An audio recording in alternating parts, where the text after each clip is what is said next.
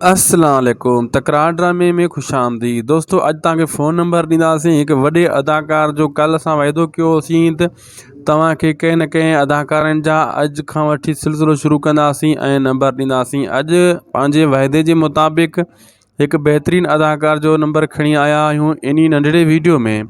दोस्तों इन के आख़िर ताईं ॾिसो जीअं तव्हां नंबर नोट करे सघो। तकड़ करे वीडियो के स्किप न कजो।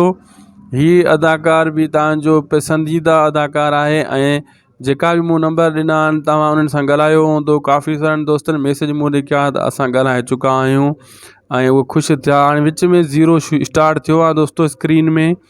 तव्हां इहो नंबर लिखंदा वञो विच स्क्रीन में वॾे फिंगर सां नंबर हलंदो वञे थो।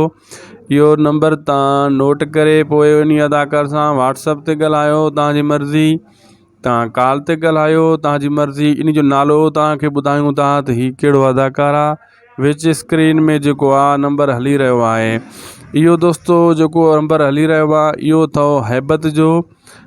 शफ़ीक अहमद यानी हैबत जेको ज़ेर ज़िंदगी ड्रामे में हुयो हैबत लुंड साहब उन जो नंबर अथव। व्हाट्सअप ते कचारी कयो तव्हांजी मर्ज़ी। नंबर विच स्क्रीन में हले थो नोट करे कंहिं रफ़ पते ते लिखंदा वञो। पोइ जेको आहे असांखे कमेंट बॉक्स में बि हाल वाल ॾिजो त अॻिते जेका हीउ सिलसिलो असां हलाए रहिया आहियूं नंबरनि जो तव्हांखे कीअं लॻो। ऐं अनक़रीब जेके हाणे इन खां पोइ हिकु ॿी वीडियो ईंदी असांजी दोस्तों 8 वॻे राति जो। उन जो बि इंतज़ारु कजो। उन में बि असां हिकु बहितरीन अदाकार जो नंबर ॾींदासीं तव्हांखे। ऐं हीअ जेको आहे 6 बजे वीडियो पब्लिक थी आहे। नंबर नोट करे आया हूंदव तव्हां। असांखे ॾींदा इजाज़त। ख़ुदा हाफ़िज़।